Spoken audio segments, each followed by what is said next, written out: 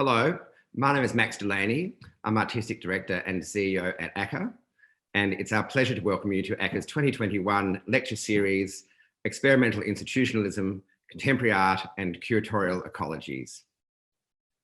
This year, in response to the significant impacts on practice, movement, cultural production and community gathering as a result of the pandemic, and with a particular desire to maintain and strengthen international connections in the face of radical limitations on travel, movement and collaboration, we have recalibrated the format of our annual series from lectures to dialogues involving Australian and international colleagues.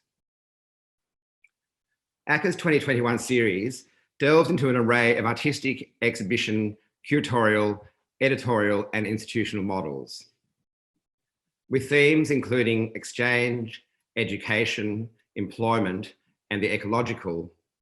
The series seeks to explore current and future ideas and models that are shaping contemporary art and curatorial practice in our radically changing times.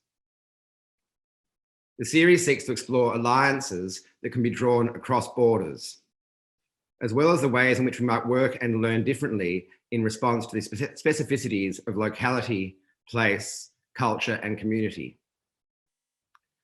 Drawing on the expertise of international scholars, curators, artists and colleagues, Experimental Institutionalism, Contemporary Art and Curatorial Ecologies touches on the changing roles of artists, curators, writers, educators and institutions as they intersect with wider global, cultural, economic, technological, environmental and political contexts. The series has been developed by ACCA's curatorial and public programs team, and I'd like to thank and acknowledge my colleagues Miriam Kelly, Annika Christensen and Bianca Winata-Putri. For this first dialogue in the series, we're delighted to welcome and introduce Nikos Papasiadis and Laura Rakovic with a focus on exchange, reciprocity and institutional collaboration. The format for this dialogue involves two independent presentations of approximately 20 minutes each, followed by a conversation between our two guests. Nikos's presentation is titled On the Museums of the Commons and reflects on his recent book, The Museums of the Commons, L'Internationale and the Crisis of Europe, published by Routledge in 2020, which explores modes of institutional collaboration, conviviality, hospitality and partnership, and engagement with constituents and local communities in a time of resurgent neo-nationalism, economic precarity and climate emergency. Laura's presentation is titled On Interconnection, Culture and Care, and reflects on ideas of care, the opportunity to make radical social change in our present moment, and how we might use cultural spaces as sites of civic life and social transformation. Laura's talk is also informed by her forthcoming book, Culture Strike, Art and Museums in an Age of Protest, now at the printers and to be released by Verso in 2021. Before introducing our speakers, I would like to acknowledge the Bunwurrung and the Wurundjeri of the Kulin Nations as sovereign custodians of the land on which ACCA is located, who have cared for country and culture for millennia, and we extend our respect to elders past, present and emerging. It is now my great pleasure to introduce Professor Nikos Papasiadis, who is Director of the Research Unit in Public Cultures and Professor at the School of Culture and Communication at the University of Melbourne, alongside an additional role as visiting professor in the School of Art, Design and Media at Nanyang Technological University in Singapore. Nikos's publications include Modernity as Exile in 1993, Dialogues in the Diaspora in 1998, The Turbulence of Migration in 2000, Spatial Aesthetics, Art, Place and the Everyday, 2006, Cosmopolitanism and Culture, 2012, Ambient Perspectives, 2014, and most recently on Art and Friendship, 2020, and the aforementioned The Museums of the Commons, also 2020. Nikos's work has been translated into over a dozen languages, and he is a frequent contributor to major catalogues and exhibitions, such as the Biennales of Sydney, Liverpool, Istanbul, Gwangju, Taipei, Lyon, Thessaloniki, and Documenta 13. It is equally a pleasure to welcome the eminent New York-based writer and curator, Laura Rakovic, who most recently served as interim director of the Leslie Lohman Museum of Art and was previously director of the Queen's Museum from 2015 to 2018. Laura has also held previous posts at Creative Time, Dear Beacon, the Solomon Guggenheim Museum, and the Public Art Fund. Laura was recently a Rockefeller Foundation Fellow at the Bellagio Centre and was awarded the inaugural Emily H. Tremaine Journalism Fellowship for Curators at Hyperallergic. She lectures widely internationally and in 2019-2020 co-curated a seminar series titled Freedom of Speech, a curriculum for studies into darkness at the New School's Vera List Centre for Art and Politics, from which she is co-editing an anthology of writings on the subject. She is also the author of At the Lightning Field 2017 and co-editor of Assuming Boycott, Resistance, Agency and Cultural Production, also 2017. So Nikos and Laura, welcome and thank you both for joining us. It's a great honour to have your involvement and to inaugurate this new series of dialogues in this first instance with your reflections on exchange, reciprocity and institutional collaboration.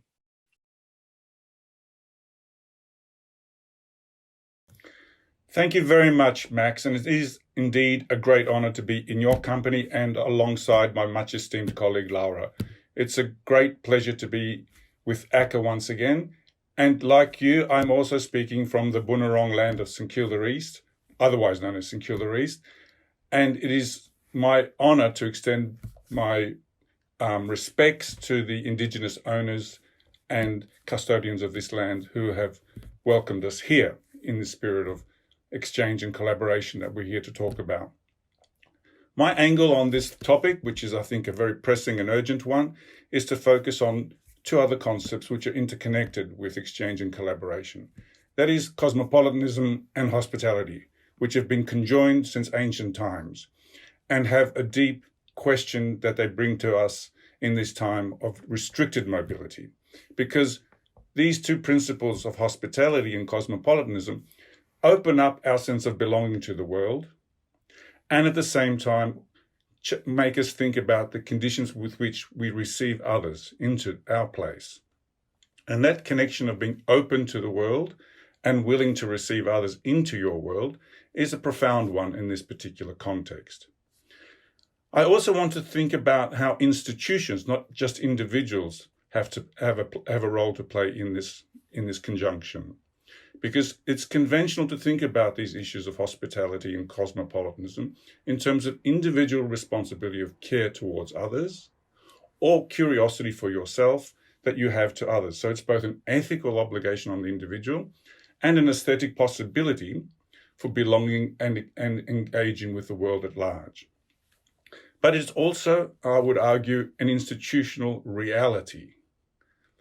And let me underline the importance of this institutional reality in the context of neoliberalism, the decline of the welfare state, the context of the decolonial, etc., etc., the importance of developing new categories and concepts and perspectives in this rapidly changing world. And I underline these interconnections between the institutional realities with abstract philosophical ideals and personal ethical obligations because for all too often, these terms have been put in a context whereby we see them being articulated in a context of denial and disavowal. Our dependency on the cosmopolitan is often based on the reality of institutions which are rooted in the national. So we disavow that dependency on the national in order to invoke our interest and willingness to be exploring the cosmopolitan. However, at the same time, the national, in its full ideology, is often embedded in cosmopolitan values as well. It too has a tendency to disavow its own dependency on values which are wider and more deeper than the national itself. So we must rethink this collaboration, this interdependency between what is national and cosmopolitan, what is based in institutional realities, and what requires us a capacity to engage with abstract philosophical and ethical ideals, as well as aesthetic possibilities. So let's keep that wider understanding of the interdependency between ideals and realities, institutions and individuals in the back of our minds and at the forefront of this discussion. Now, the concept of collaboration also is at the crux, I would argue, of a period of radical transformation. It has been very, very important concept in terms of how we've been rethinking the practices of art.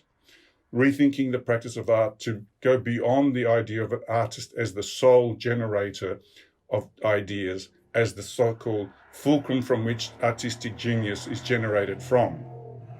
Collaboration has highlighted the way in which all creative work, in one way or another, is a relationship with others.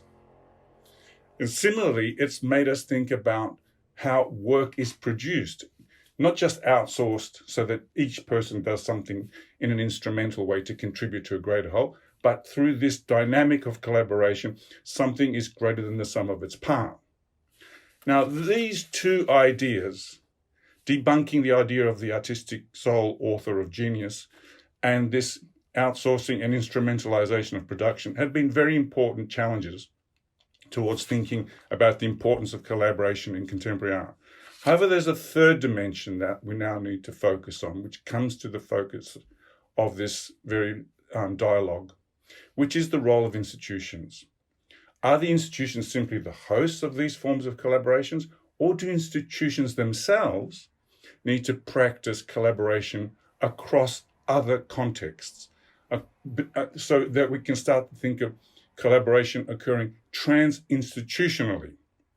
How do institutions collaborate with each other? And how do we systematize collaboration across the whole spectrum of the ecology of the arts? And it's in that context that I want us to rethink the idea of the commons, because the commons opens up the field, of course, of collaboration. It opens up the field of production and creation, but it also must open up to a zone, not just the commons in terms of the public space or the public sphere, which for good or for bad has had its strengths and weaknesses tested by a number of philosophers from Jürgen Habermas onwards, but also towards a new dimension that's been highlighted by Stefano Harney and Fred Moten, which is the concept of the undercommons. Because the commons often presupposes that participants know how to play the game. You enter into the debate of the public arena fully aware of the rules of the game. Sometimes you may even have a coach on your side. You know the field, it's all familiar. You enter the zone. But there are many people for whom all those aspects of the commons are already alien. We are all familiar with the fact that certain ethnic groups, certain class positions look at our institutions as intimidating, as exclusive, as forbidding places. For them, that field is not a place where the rules are with which they are familiar. They don't even see themselves as participants in that field. They operate in another context of aesthetic production. So we need to see how not just the precariat, but also what Moten and Harney talk about, people of the undercommons, a different kind of agency is operating, and how that needs to go beyond the discourse of the commons, as in civic participation, but also to include aspects of our society and peoples in our communities who are otherwise excluded from or not fully engaged with the rules of the game, just put it simply. I want to test these propositions now in relation to a development of a project which is now a decade in its making, which is called L'Internazionale, which Max has mentioned in my introduction. And this project has sought out to achieve many of the points that I've already identified in this introduction, which is the idea of how institutions can collaborate together. Because L'Internazionale is the confederation of, at first, 4, then 6, and now 7 European museums. It was formed by an initiative that was launched by a museum in Ljubljana in Slovenia called Moderna Art Gallery. It successfully raised funds from the European Union through a collaboration with other institutions in Belgium and Netherlands and Vienna. Van Abe in the Netherlands, Muka in Antwerp in Belgium, and the Julius Koller Research Center in Vienna. MACBA, also in Barcelona, was part of the original introduction. It then expanded to include SALT in Istanbul and Reina Sofia in Madrid, and most recently, the Institute of Contemporary Art of Warsaw has also joined the Confederation. So this confederation included now includes 7 major institutions in Europe. And their participation in this confederation is very significant because they start from the principle that in order to be viable, sustainable, and to realize your ambitions to collaborate and to have a sense of the world, no institution can do it on their own. No institution, no matter how big it is, even the Reina Sofia, which is a monster in the words of their own director, is big enough to embrace the world, but not even big enough to embrace their own city.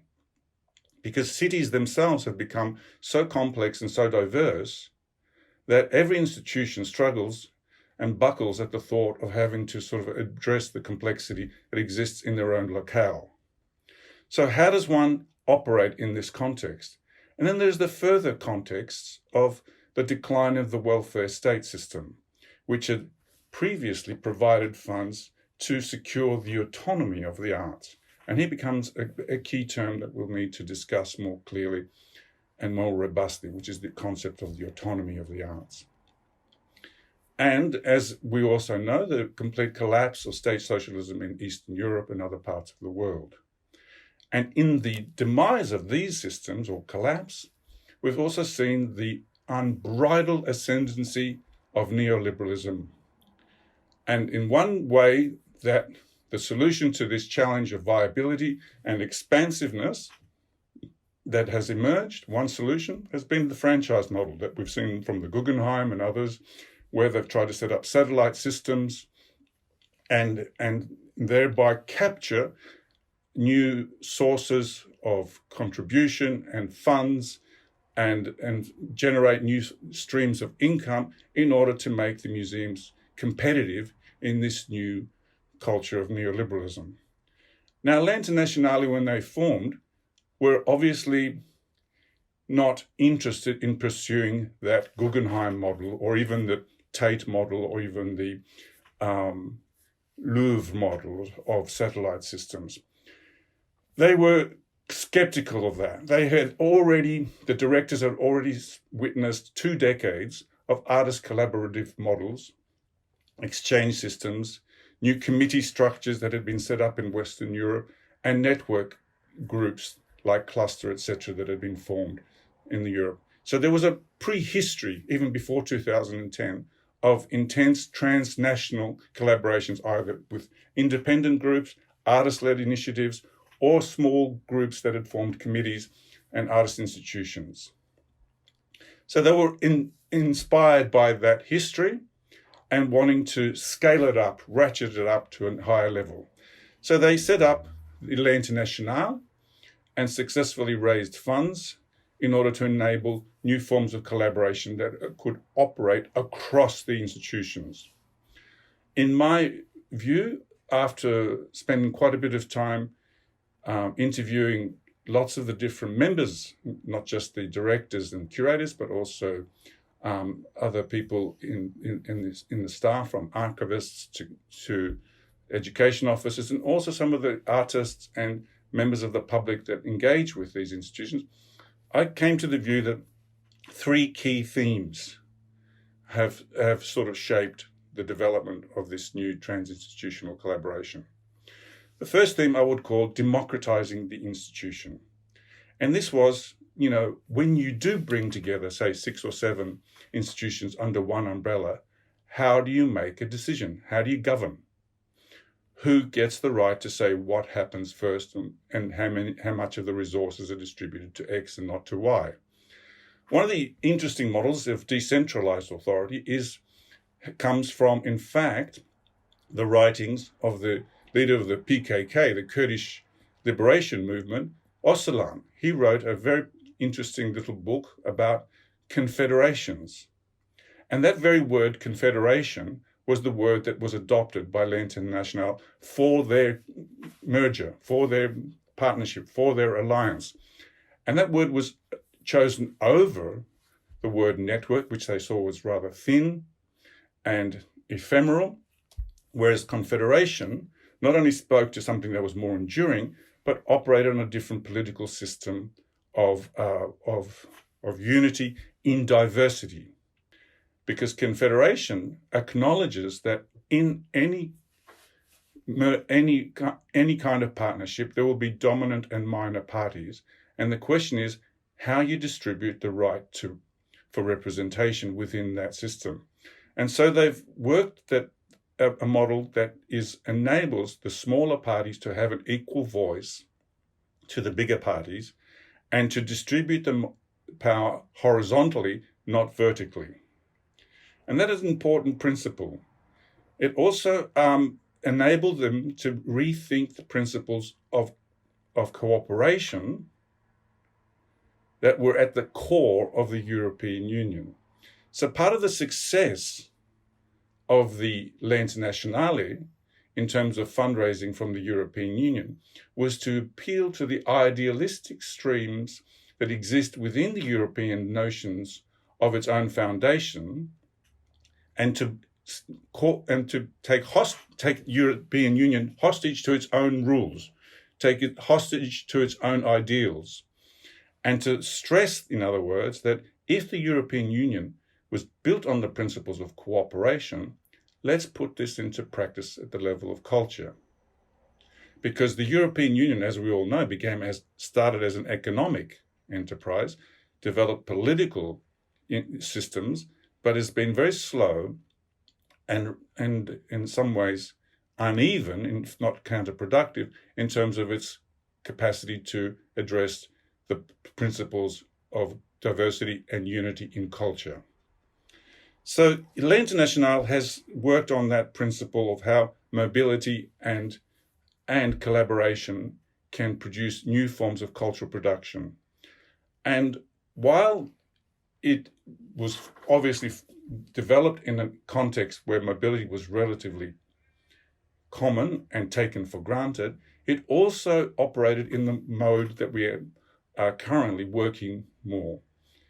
Many of the junior and colleagues in the institutions of l'Internationale spend more time working on screen in collaborative models than they do face-to-face. So in a sense, that prepared them for the scenario that we're all facing right now. But it also could only operate successfully if there was this redistribution of authority. If it wasn't just the 7 directors making decisions that they were then being imposed by all the staff below them, but that there was there were greater freedoms for those from at all levels of the organizations to initiate, to develop and collaborate independently and in parallel with the collaboration that existed by the directors. Because at some levels, it's quite easy for the directors to proceed with these kinds of collaborations because it was built on the principle of pre-existing trust networks. Most of the directors, in fact, all of them, knew each other for a decade or two. And so they'd already developed a culture of support.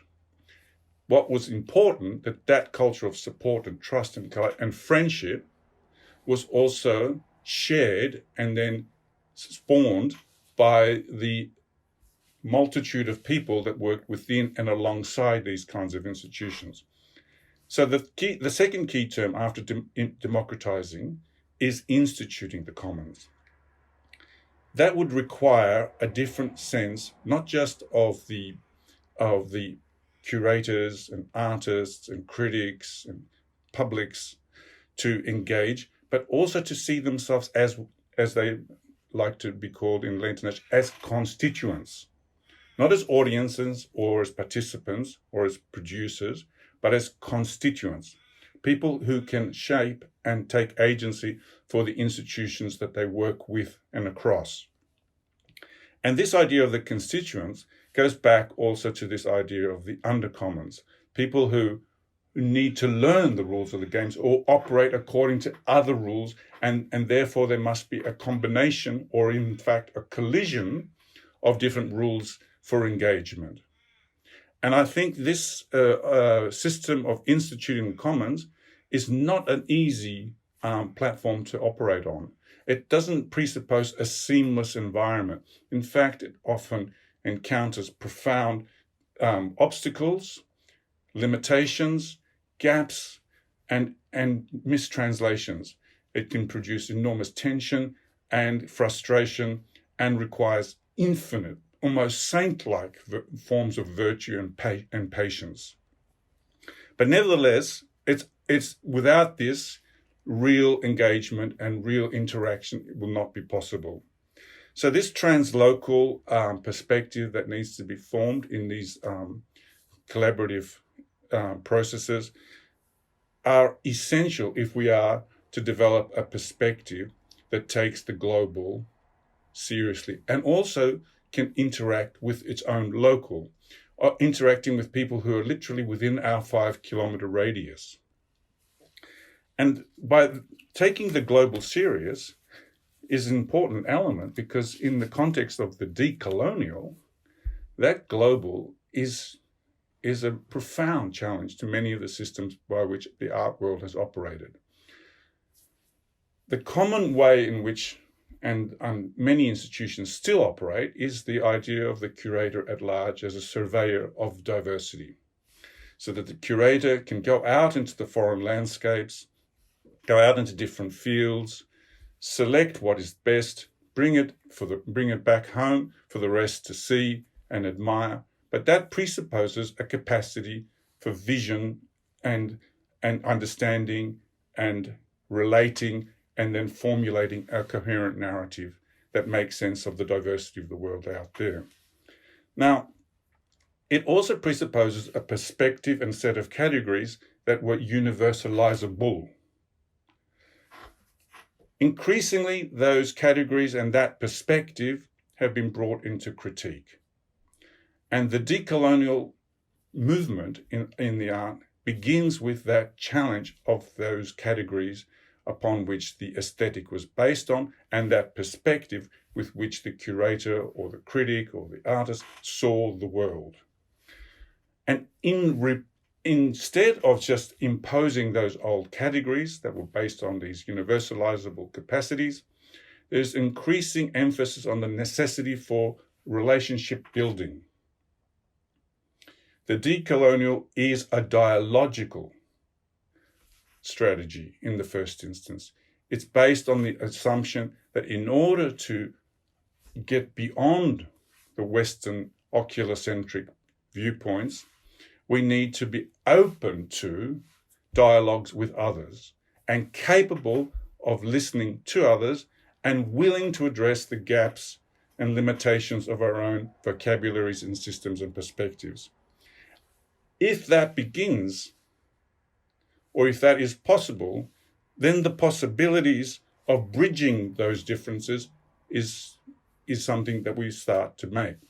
And it's crucial that when I did the interviews with the museum directors and curators, the word bridging kept coming up over and over again. It became a key term for thinking about how this construction of what we often describe as a pluriversal perspective is only possible if we start to bridge different roles and bridge different capacities together.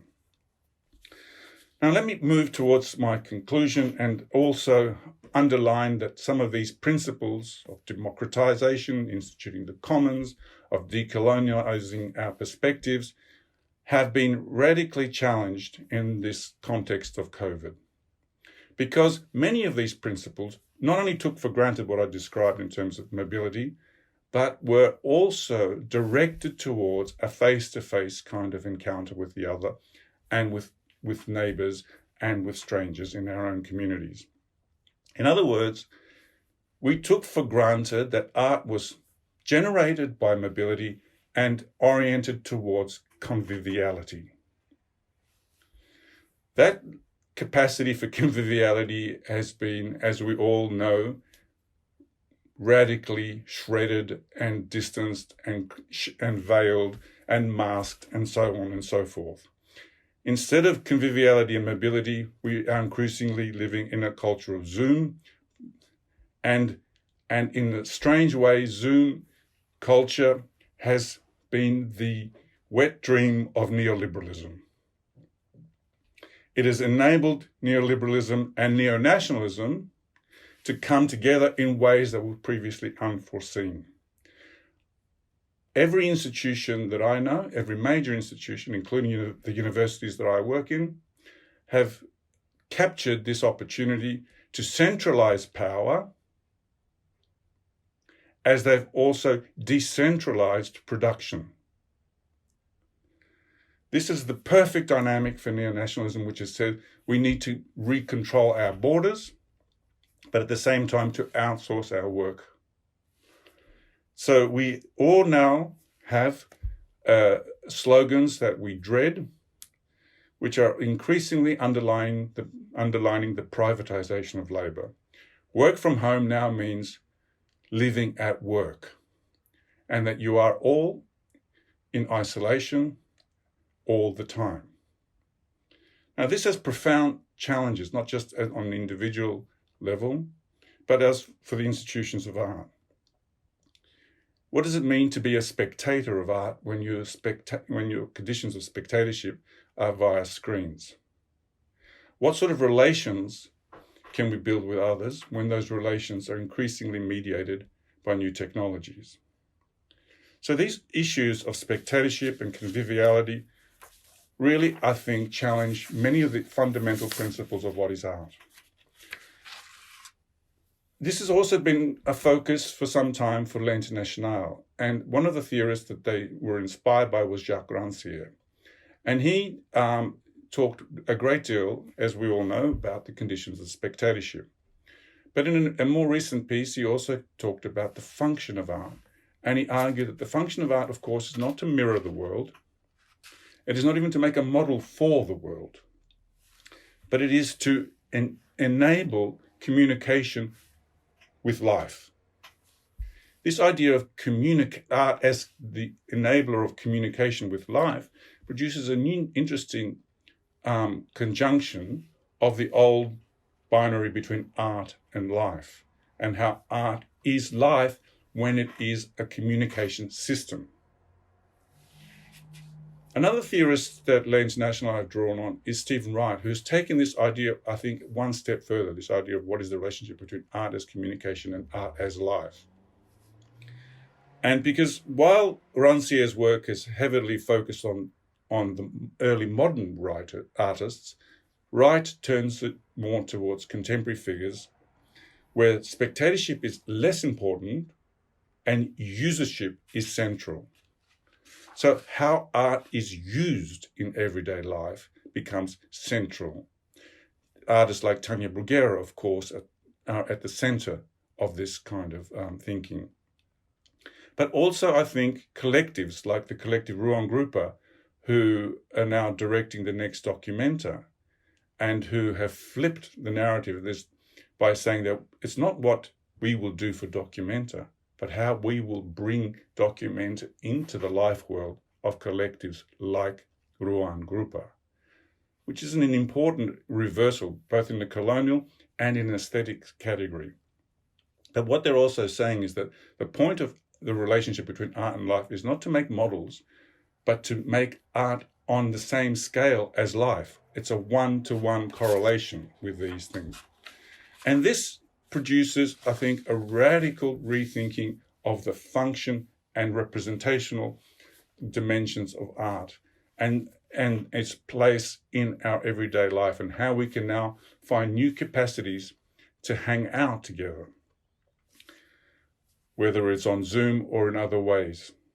So, in conclusion, let me recall another moment that was formative in my own development. Max referred to my first book, Modernity is Exile, which was focused on the writings of John Berger. Before I began that book, I remember reading an interview that John Berger had done with the Australian Marxist Humphrey McQueen. And Humphrey McQueen asked John Berger about the pedagogy of teaching. And John replied by saying, the most important thing a teacher must do is to put forward a position. Because the worst thing a teacher can do to a student is to allow them to wallow. By putting forward a position, the teacher is not necessarily demanding that the student mimic that position, but rather that the student has something to react against.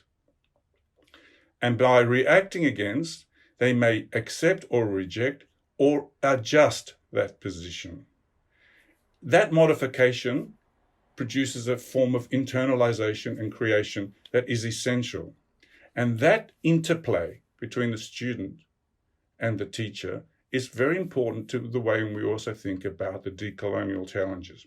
Because the crucial role for our engagement with others is not that we survey their landscape, objectively produce an overview of it, thereby claiming some intimate appreciation and capacity to objectively classify it and then produce new categories and narratives that can represent it. Rather, I would like to see that we have an interplay where we are all epistemic partners with each other, in the same way that John described a partnership with the student as a process of internalization and adjustment. That partnership would produce new forms of knowledge whereby we are all complicit and responsible for the forms and shapes that we give to the world today. So on that note, I would like to say thank you very much for this invitation, and I look forward to hearing and being a partner in a conversation with Laura as well, and Max. Nikos, thank you so much for that very beautiful presentation, which I think provides a wonderful platform for Laura. Instituting the Commons is not a seamless process, as you note, but there is wonderful possibility in establishing new forms of ethics and aesthetics. And certainly Laura is a curator and a writer who has indeed been very committed to creating a more engaged and equitable cultural sphere, but also an engaged and equitable civic sphere. So I think it's a wonderful opportunity to now welcome and introduce Laura, who is speaking on interconnection, culture and care. Thank you, Laura.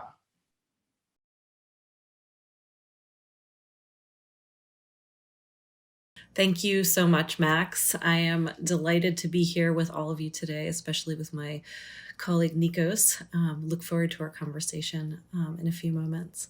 I'd first like to start by acknowledging and paying respects to the Lenape people, past, present, and future, who have been the stewards of the land from which I speak since time immemorial.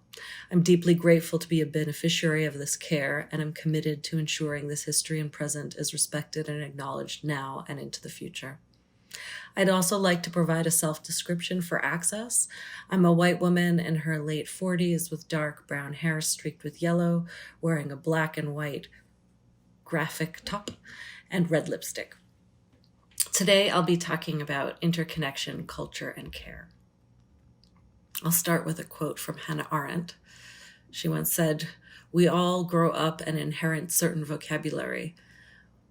We then have got to examine this vocabulary." The widespread arrival of the COVID-19 virus to the United States in March 2020 brought a great deal into high relief. The primary relationships in our collective lives were among these, as well as the ills of inequity that separate, with an enormous and increasing gulf, those who are well and those who are sick, those who can work from home and those who cannot, those who can retreat and those who must venture forth, those who live and those who die. These realities are stark, unfair, and driven by late capitalism, white supremacy, colonialism, cis-heteropatriarchy, and discrimination of every variety. they also belie the connectivity and interdependence inherent in the transnational world, an interdependence that the virus emergence onto the world scene has so dramatized. This period of the pandemic has wrought reckonings with inequities on many fronts, particularly in the fight for racial justice in the wake of the murders in the United States of too many Black and brown people by police departments. The activism of 2020 was a bright call for liberation and represents the first moment in my lifetime when I feel there is truly an opportunity to make the radical change our society so desperately needs. Can it lead to an excising of the beliefs and behaviors that are poison to a culture that is killing itself by perpetuating such egregious harm? Can society recover from the delirium of individualism to recognize the fundamental interconnectivity of humanity? Can cultural spaces, particularly museums, shift to accommodate and support this transformation and even provide models for its manifestation? In this moment of pandemic and uprisings, amidst the upending and disruption of nearly all aspects of daily life, the rules have a heightened potential to be undone and redone. How and whether they will produce a more intense version of our current reality or a more just one is up for grabs. On good days, I think the latter is within grasp, and on bad days, I see the shadowy, persistent creep of the former. I'm certain that it will require our collective desire and creativity for society to become more equitable. And in early 2021, with the presidency of Joe Biden replacing that of Donald Trump, there is a palpable measure of relief that a government is in place that is actually functional. And yet, so many centrist politics of reform are out of tune with the deep-seated change that is truly necessary. It will take vigilance to locate the new forms of white supremacy might take. It took many years for many people to see the ways in which the brutalities of Jim Crow were reinscribed within the criminal justice system in the U.S. In response to 2020's extraordinary and unrelenting expressions of protest and solidarity across the nation, some shifts took place quickly. The Minneapolis City Council announced plans to dismantle the city's police department and remake it. Various localities sought budget cuts to police departments, and New York State abolished the law that protected officers who had been subjected to disciplinary measures for misconduct from public scrutiny. Some of these represent profound shifts, and others are reactive forms that barely scratch the surface. And for what it's worth, protests even inspired Warren Kanders, former board member of the Whitney Museum of American Art, who resigned under pressure from artists and activists to divest his company, which is actually called Safariland, from its tear gas division. His tear gas was used at the border and in Ferguson before it was deployed again in 2020 against Black Lives Matter protesters. While there seems to be a deossification underway, we must remain vigilant. Reform is often a veil for new manifestations of the status quo, and as evidenced in the January 6th attacks on the Capitol, the ideologies of hate and exclusion run deep and violent. Ensuring that profound change is realized is the call to action, and further, that any shifts are derailed from evolving into yet new dehumanizing forms. Further, the changes being demanded from institutions of all kinds must be heard and implemented, not merely as surface-level reforms, but must be made manifest within institutional structures and operations with accountability and transparency. I have not slept soundly since the health crisis began. While daytime is devoted to everything from supporting my son's schooling to laundry and housework to museum problem solving and Zoom meetings, midnight to 3 a.m. is anxiety's witching hour.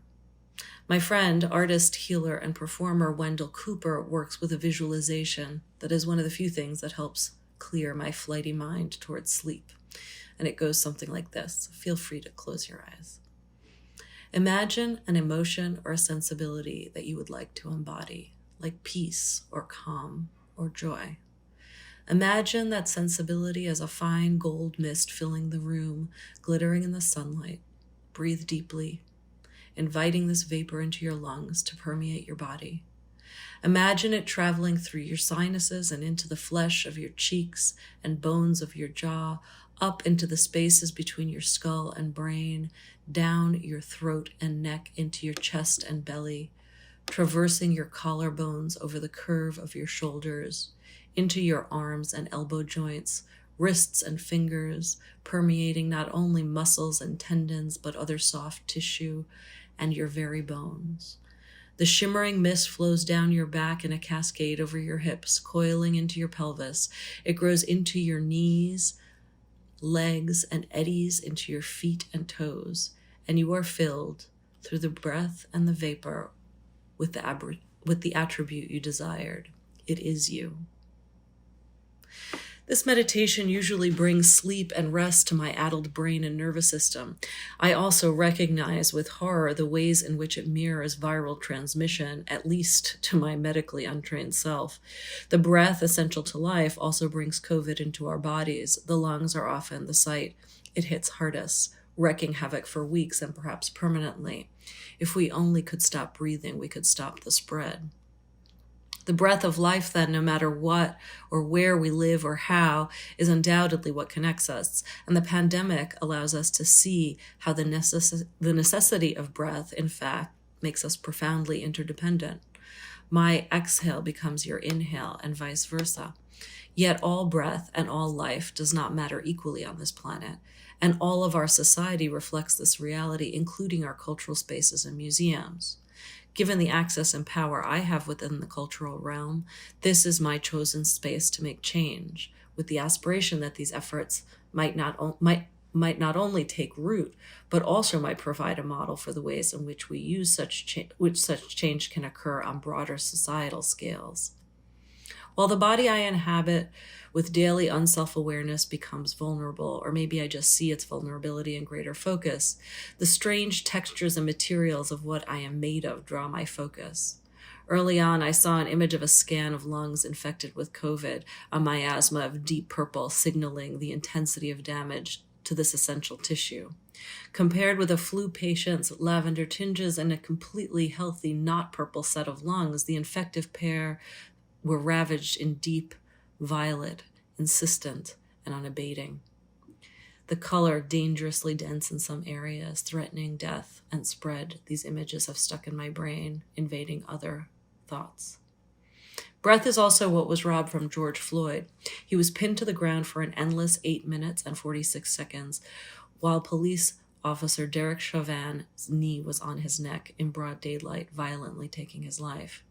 I can't breathe is the refrain of horror that has been urgently uttered by Black people as they are killed by police, as well as the victims of COVID-19.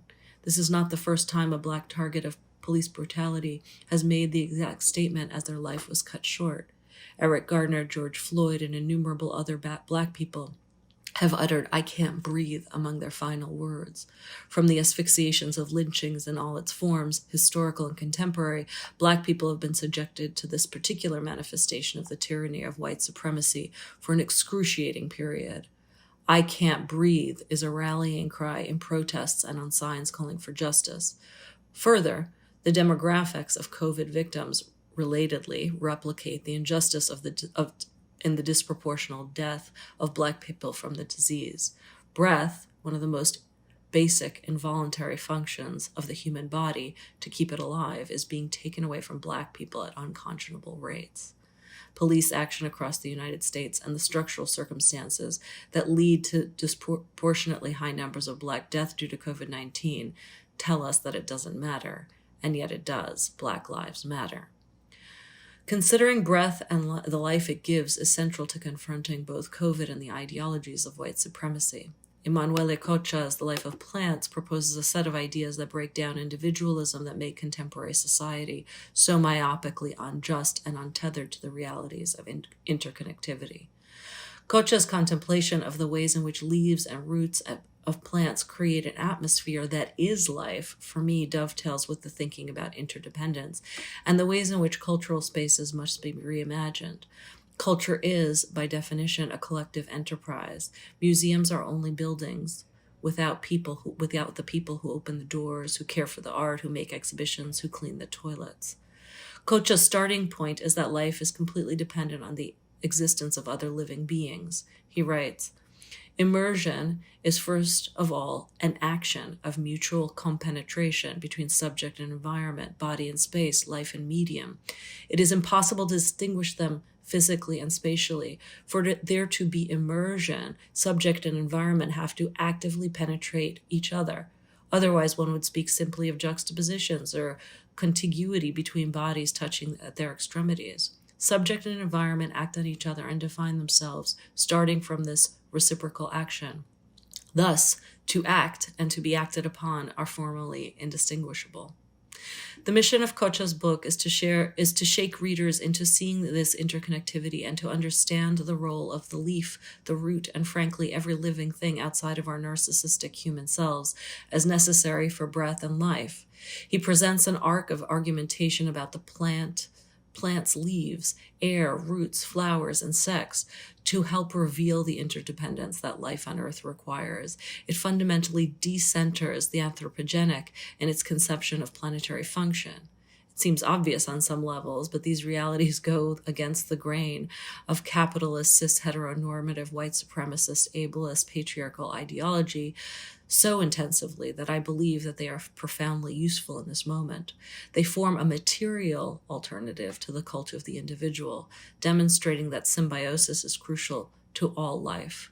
Plants make our world possible, and reliance on one another, on flora and fauna alike, what we each choose to do or not to do, is fundamental to survival and also to the potential to thrive. And this interconnection gives rise to questions of care and whether we are invested in one another's survival and our potential to thrive enough to, for example, wear a mask during a global pandemic or protest injustice, or make change in the spheres in which we have power and influence, or to think about presenting culture differently to make museums better for more people. Protests, whether they are aimed at injustices within cultural spaces or in society at large, are forms of radical care. They are expressions of a deep desire to be together differently, to care for one another in other ways. In the context of the cultural institution, calls for change, whether by external protesters or calls for unionization, anti-racism work, or other forms, require deep listening and engagement. This is what constitutes care. And the inequities of cultural space are such perfect mirrors of society that enacting what this care looks like in museums might actually help envision how it could travel beyond cultural spaces into the larger culture itself. As a starting point, the imaginary of the museum must change. Rather than buildings with star individual directors and curators making magic happen, museums function far more like networks of interrelation that Kocha describes in his book. Acknowledging the numbers of people who make museums possible requires a different view on what these institutions must care for. They must care for their people, those who make it work, those who care for audiences and art, those whose expertise, whether it be how to conserve an artwork or how to keep the gallery safe and clean, must be valued. They also must care for the people who comprise the museum's publics. This care extends far beyond the traditional meaning ascribed to curatorial work. Curare, after all, is the Latin root for this term, and it means care, to care for. This is what care looks like within cultural space. Shifting the imaginary of the museum to this polyphonic view requires many things, including redistributing power and agency. In this frame, art workers can exert their desires for how the institution might function better, and also for it, as not only for its workers, but for its publics as well. As ever, culture has an enormous role to play in both undoing its own biases that perpetuate conditions of inequity and also to create space for repair, for the undoing many lifetimes of harm. Museums tell stories via the art they display, through the lens of their own foundational realities, which are decidedly not neutral. They speak to the ways in which wealth is accumulated and reflect that art has long been acquired in the aftermath of accruing wealth. They speak to the ways in which nations have amassed power and put it on display in a very material sense through museums. They speak of nation building, conquest, and colonialism. They fundamentally speak to and of power. The power of art, its social and political power, its financial power, and its power to shift our notions of history and present. As institutions within society, museums are a reflection of the structures we encounter every day. They bear the same scars of division and collectivity, joy and pain, power and powerlessness, creativity and oppression that the larger society bears. It is therefore useful to look deeply at cultural spaces and identify the ways in which they might be more equitable, the ways that they can engage audiences across racial, economic, social, cultural, linguistic, and ideological difference more intentionally than they do today. While many statements have been issued by museums and cultural institutions across the US and indeed around the globe, expressing solidarities with the movement for Black lives, this can only be a starting point or a crumb of thinking that maps to commitments large and small. It is the replication of the systems of white supremacy within culture's very structures that is the core of the problem with any diversity, equity, and inclusion initiative, as they're called in the States. A problematic that I hope is made more visible by the many important critiques of how cultural institutions have approached this moment, particularly those led by white people, however honorable their intentions. Without recognizing that neutrality within culture is impossible and undoing the structures that surround and protect this mythology by remaking internal operations, governance, and programming of museums and cultural spaces, we cannot make change. Where white people lead institutions, there is a profound need for self-education and personal work. This can happen in tandem with museum activities and oftentimes must happen in parallel to ongoing work, but the actual change within the institution cannot happen without this commitment.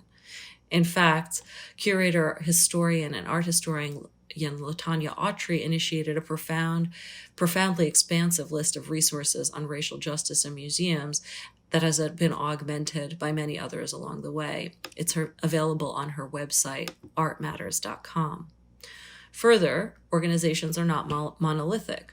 There are many different registers of social and political engagement among staff, and we must recognize this and commit to developing common languages for addressing inequity and how it materializes specifically within museum structures.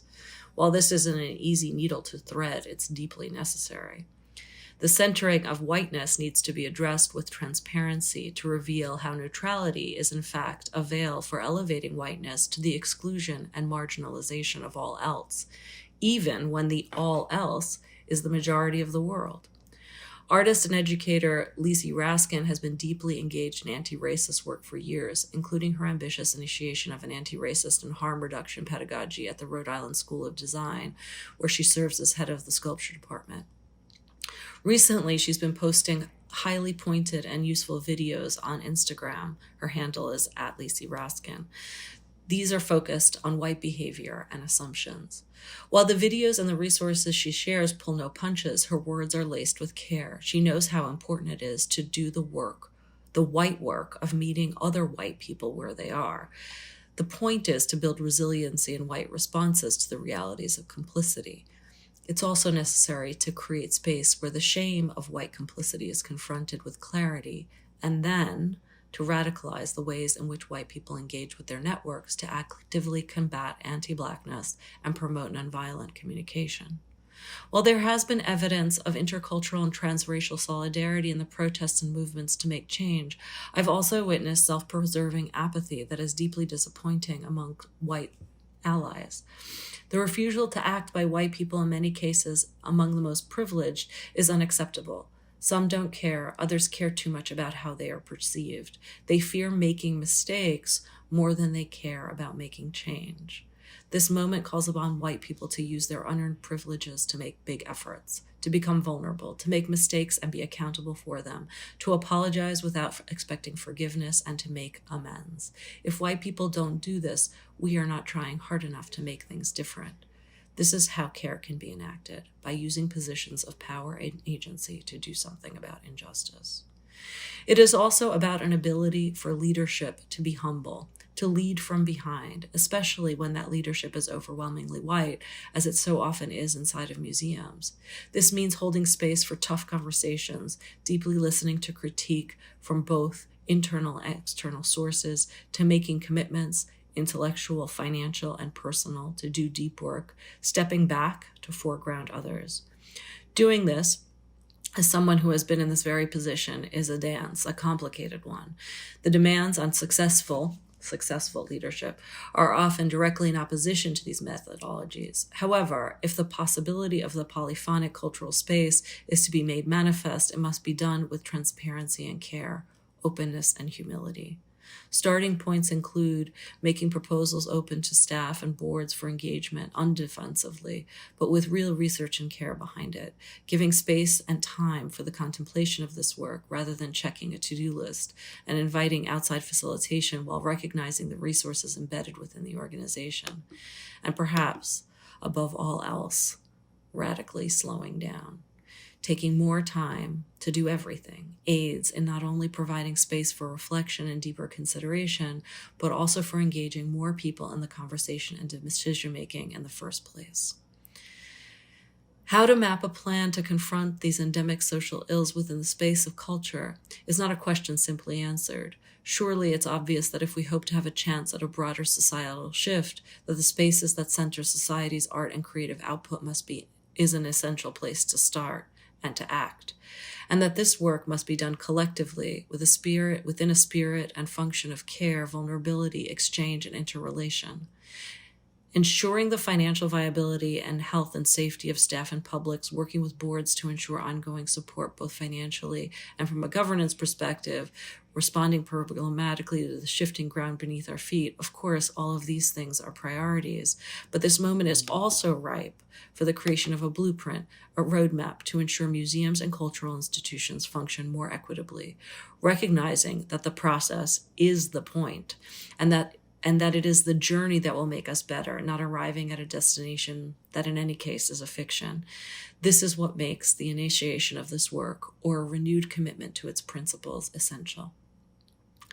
My greatest learning over these last few years of research and writing on museums and the myth of neutrality, alongside working my way through some very big feelings of my own, is that the single most important thing is to begin by looking inward, to accept vulnerability and accountability, and what might emerge from the process.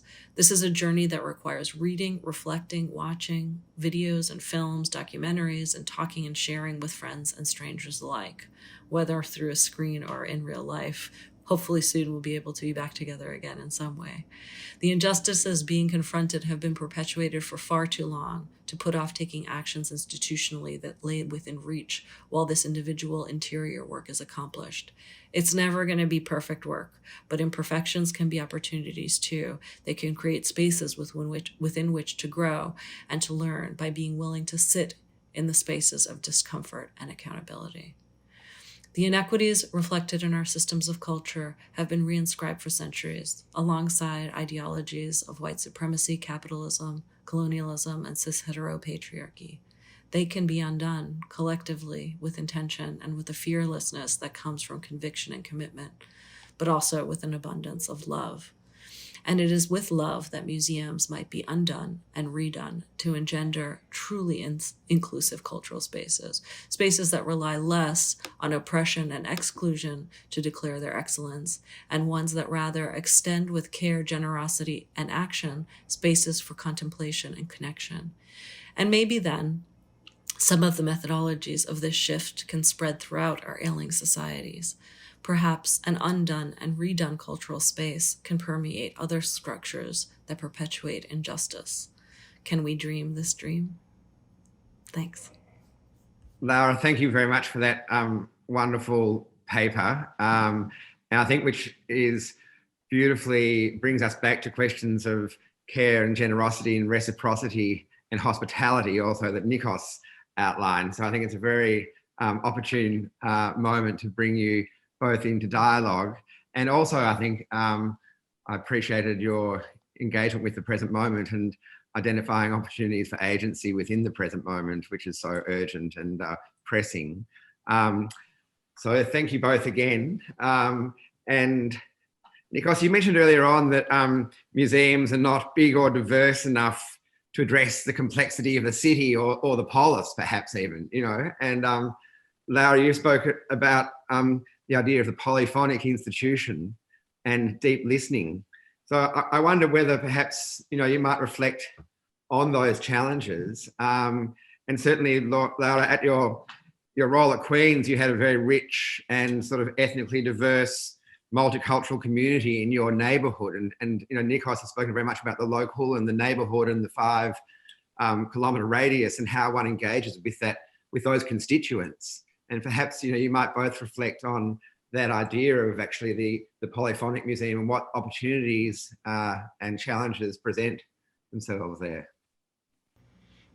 Yeah, maybe I'll start just because there's when Nikos was talking about the local and the transnational, I just, there's something I always said when I was working at the Queen's Museum that, we were kind of connecting that hyper-localism with the transnational in ways that were really concrete and not abstract at all. Because given the fact that so many people in the direct vicinity of the museum were actually, WhatsApping or Skyping or whatever, texting friends and family back home, wherever that was, which was literally, everywhere around the planet at any given moment, there was this kind of very intimate connection with what was happening in various places. And it was not the international networked global financial centers necessarily, right? It wasn't that type of global network. It was a very different one, a very intimate one, a very personal one.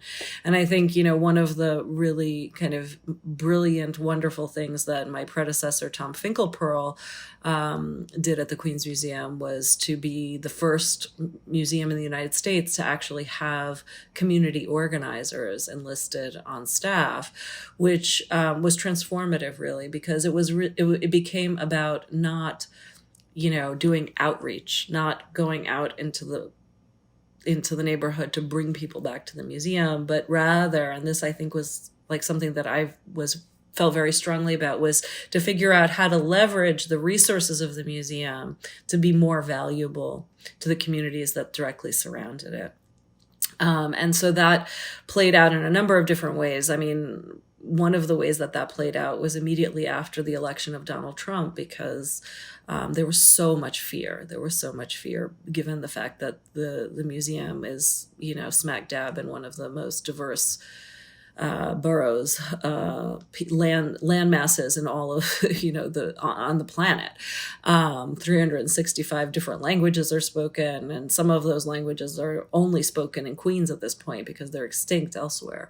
So, it's an exceedingly diverse universe of people who live there, but fear was just huge. And, so we tried to support organizations that were providing information, just like know your rights kind of stuff, coordinating with those nonprofit organizations like Make the Road and other immigrant rights groups to make sure that people knew that even though we were a museum that looked quite official in a pretty grand building that was owned by the city, that affiliation with the state didn't prevent us from, interacting in a much more modest and personal way with the people with whom we'd collaborated and partnered for, at that point, more than a decade and a half. So, that kind of fostering that intimacy that only could happen through a community organizing effort, as opposed to just recruitment or outreach, as it's so often called, there was a reciprocity there and, a generosity there that I hope that was legible to some people. I mean, I'm not claiming that it was, universal in any sense, but I think it also gave us a better sense of who needed what. And, and part of that was also because our staff was of that, demographic as well.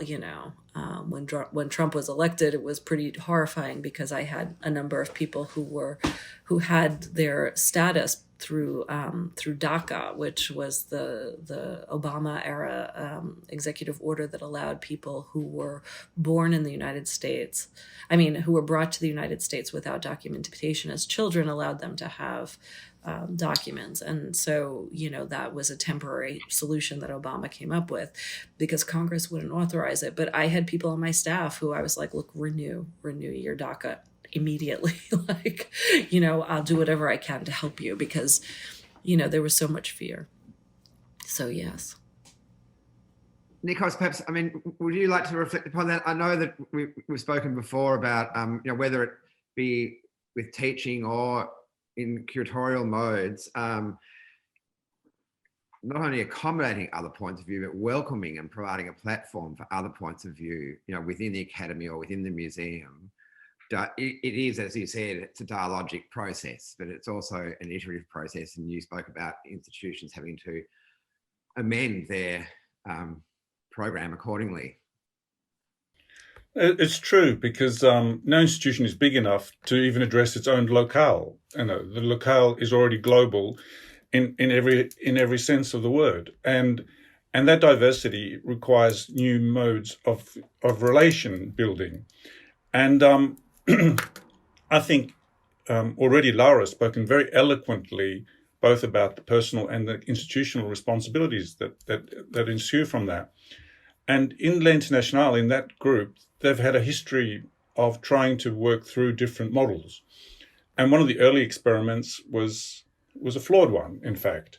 When Muka in Antwerp invited the local Algerian community to curate a show, it was very interesting that the first response they got from members of the Algerian community is that you're not inviting us as strangers, we already own you. Now that's a fantastic, they were a little bit taken aback by the assertiveness and it's not even assertiveness, the actual sense of entitlement that an immigrant diaspora community had in terms of their own institutional responsibilities. And I think that was a beautiful moment in terms of the wake-up calls that power structures have to face.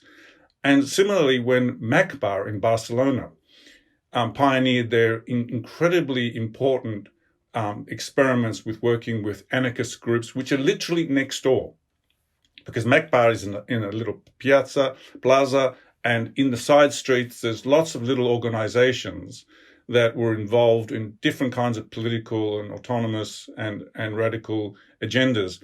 And to their credit, MACBA said, why are we operating as if we don't know our neighbors?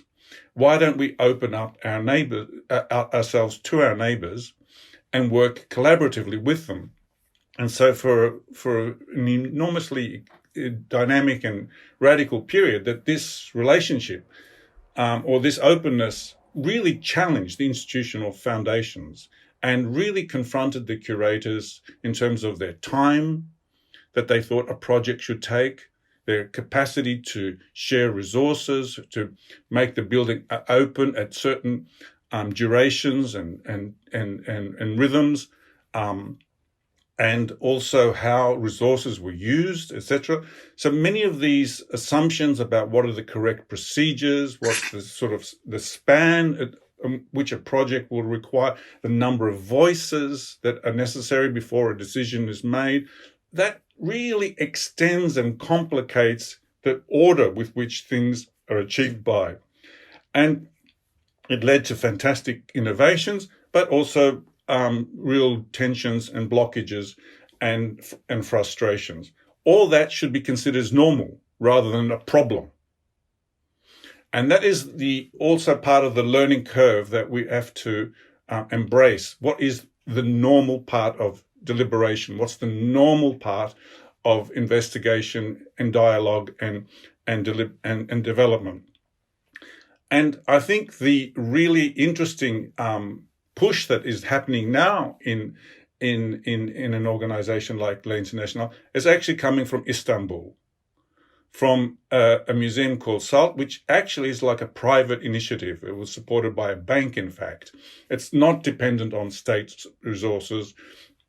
It's not, it's philanthropic at one level, but they have set themselves up primarily as in response to the myriad of initiatives that exist within the city. And so when you enter SALT, the first thing you see is a library.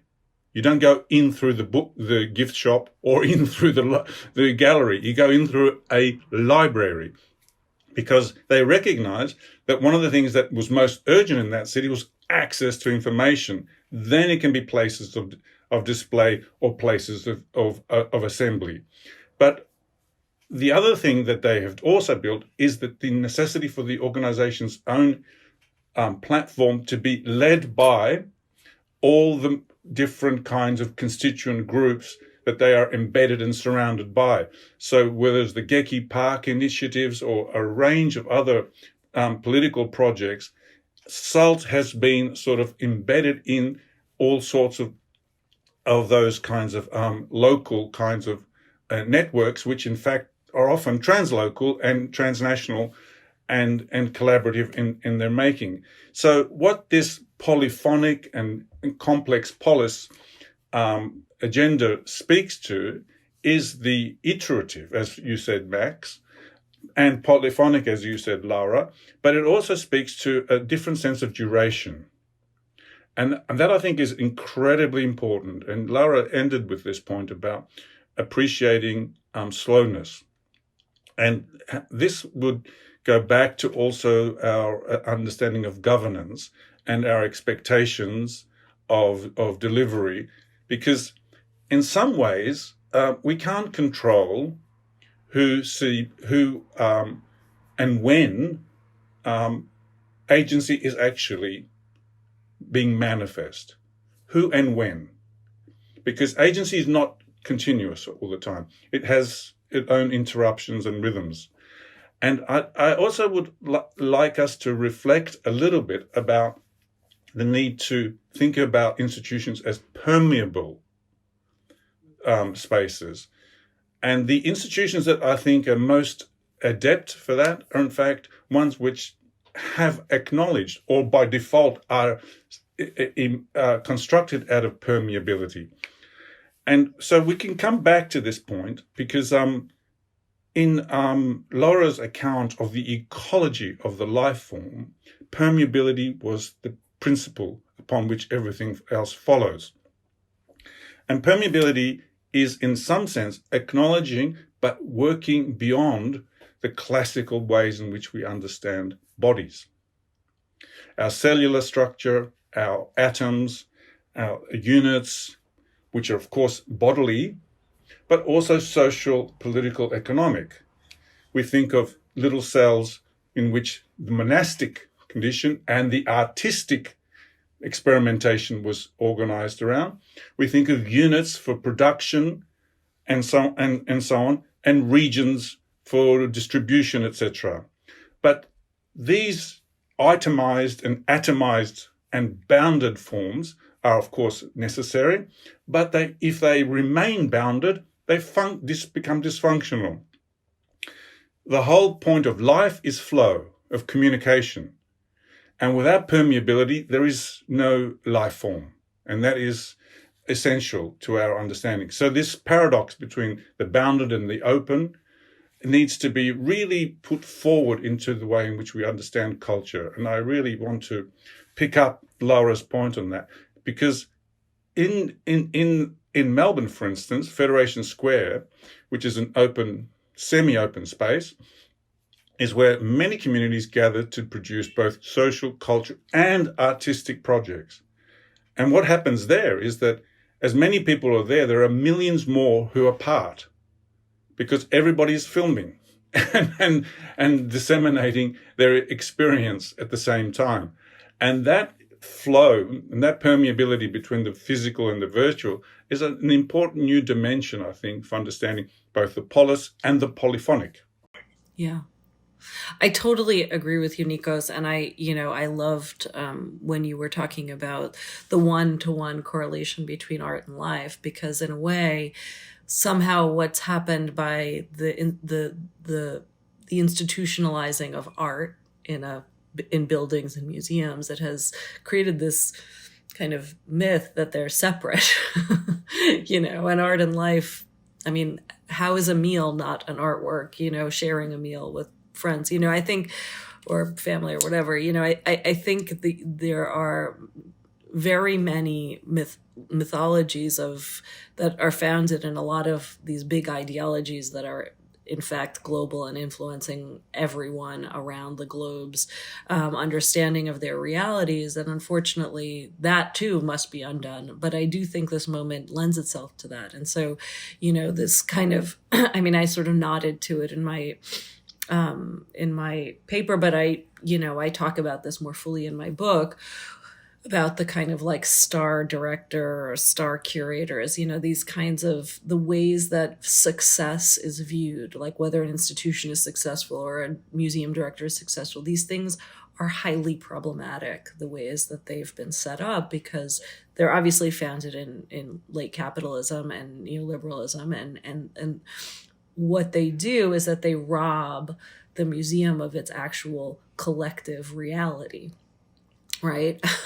And also, these categorizations that are part of the imperial project of, sort of separating everything into these like basic units, when in fact, yes, there is high permeability and there should be. And the hierarchies that are created amongst these spaces, like you were talking about, Nikos, whether it's production or curatorial work or education work, like in the museum, curatorial's up here, and like the classical museum, I should say, curatorial's up here and everybody else is somewhere below, whereas, in a different kind of model where you have this permeability that's really robust and polyphonic, in that sense, you don't have that same hierarchy. And it's something that I've actually tried to do quite actively, is to reformulate the ways in which departments within the museum function. And like how, if education if education and curatorial are working,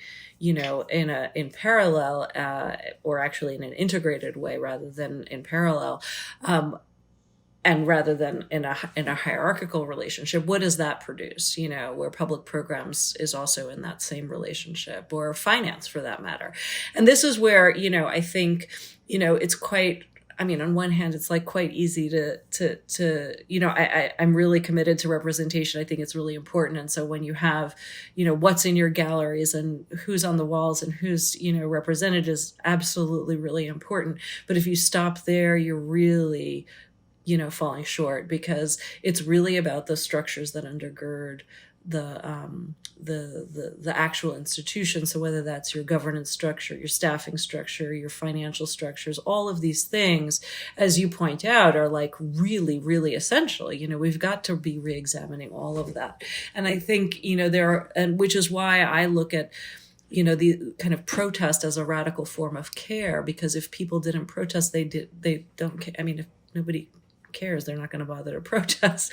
And so one should listen to those people. If we occupy and if we're in within institutions, we should be grateful for the folks who are pointing out, these are the flaws, and we may not agree on how to get to the other side of the hill, but we at least can have a conversation about it. And I think that where museums, especially in the United States, as I've seen over the last several years, have kind of when they go deep into that, corporate mode of PR land, where, everything becomes like nobody's allowed to talk to anyone. It just becomes this completely closed circuit that actually doesn't make any sense. I mean, I look back at some of the so-called controversies that I kind of unpack in my book, and, I think to myself, well, if the Dana Schutz painting at the Whitney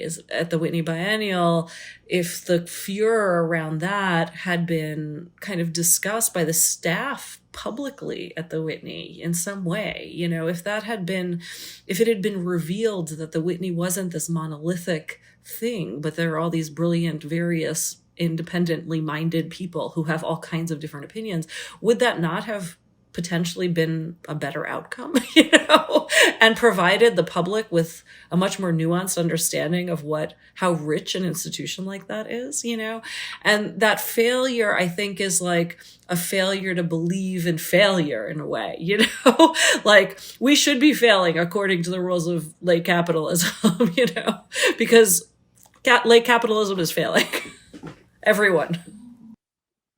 I entirely agree with you. And this idea of of failing is so important, to fail better. You know, because how do we learn? Science only learns from failure. Similarly, art has to fail to learn and produce. But you used a beautiful phrase at the beginning of your talk about the delirium of individualism. And I really want to unpack that phrase in terms of how I heard it, because I agree with you. The delirium of individualism is the kernel of capitalism. And because it is, as you say, it's the robbing of the collective. It's the stripping down of all that is collective so that it can be funneled, concentrated, and distilled into so-called one subject, but that subject becomes an object and thereby is commodifiable. That's as right. brand or whatever. And yeah, and you lose the you basically have that object, that commodifiable object, absorbing the labor of very many people. Exactly. The horizon becomes reduced to a focal point. And what the horizon contains is possibility, and what the point contains is power. And that, I think, is it's attractive to capital. But let's think about the consequence of that process of funneling. It has produced a culture of anxiety, of competitiveness, supposedly, to produce more and more and to innovate. But it also, as you very eloquently and very touchingly outlined, especially during COVID, it undermined the capacity for individuals to feel any level of satisfaction between their bodies, their communities, their labor, and their identity. What I think COVID did for many people, myself included, was to sharpen the cleavages that are already there and to expose the ruptures between your body and your community, because some of our bodies were not just embedded in one community, but suddenly lost the access points to all their other communities. Our relationship to our labor and the rewards to it were experiencing funneling in my notion. And so as a consequence, anxiety levels went through the roof, and people had to recourse and take up meditation in the way exactly as you described it. And that and recognition of the role of breath in terms of inducing some element of personal tranquility was essential. But as you pointed out, breath at that point was also laced with disease and laced with political oppression. And so we now have to think of breath not just as individual care, but as collective care. And so conducting yourself in the context of care is not just retreating in a monastic way of thinking about my breath.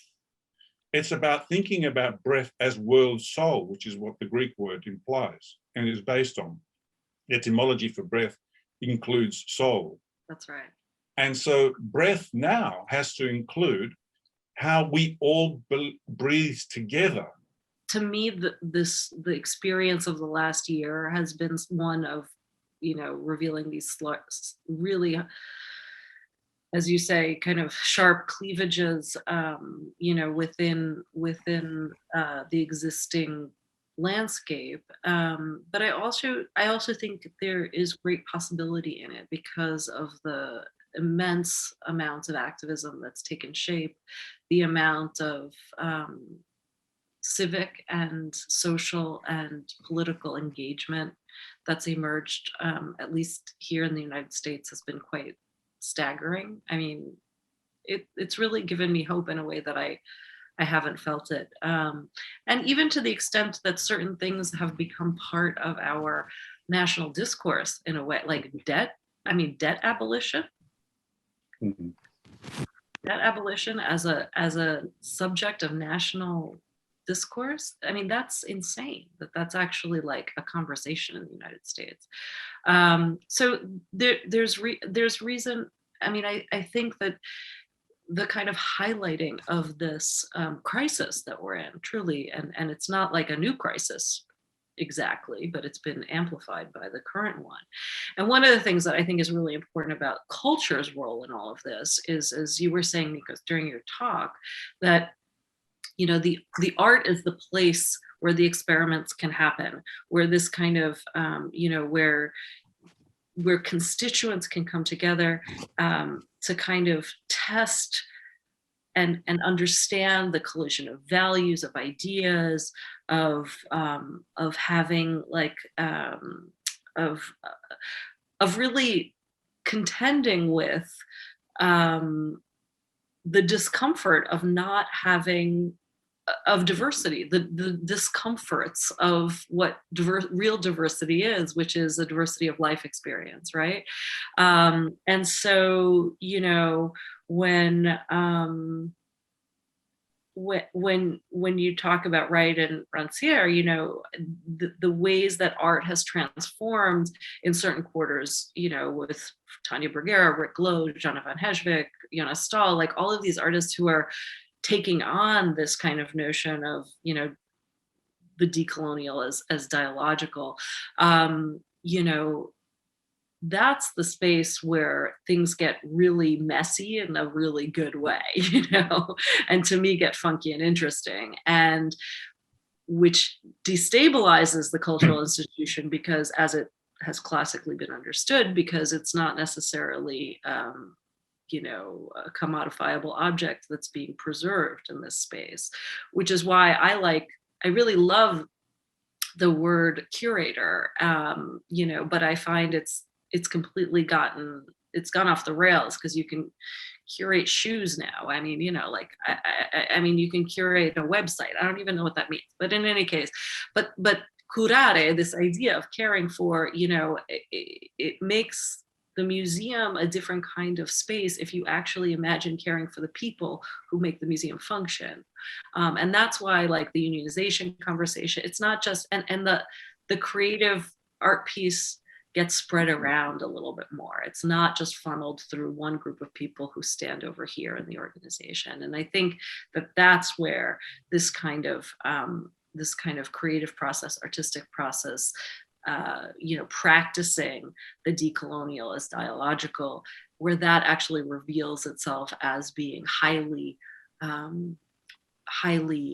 rich, very varied, very providing the kind of that the humus, the earth, the rich earth for the change to take place, actually, and for it not to always be kumbaya and like comfortable and whatever. Like we're creating spaces, we're seeking to create space, or I'm seeking to create spaces that actually cultivate that discomfort, because I think that we require it, because otherwise, there may be a point where, for there to be the conversation, I have to leave the room, and that's okay. Or like, I have to not participate in some way, but that's good.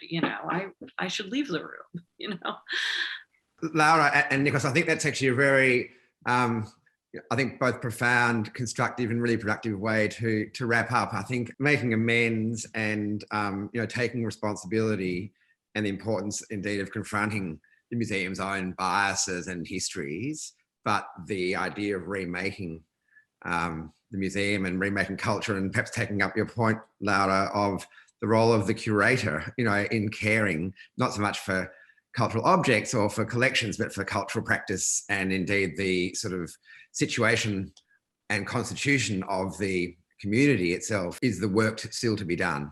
Nikos and Laura, I'd like to really thank you both so much for that really wonderful discussion and provocative discussion, and which I think gives us such a wonderful platform to continue this series on institutional practices, curatorial practices, but also how they do impact more widely in the construction of the commons. And once again, thank you so much both. Thank you so much, Max. Thank you, Nikos. It was such a pleasure to meet you. I hope we get a chance to do so in real life. Okay.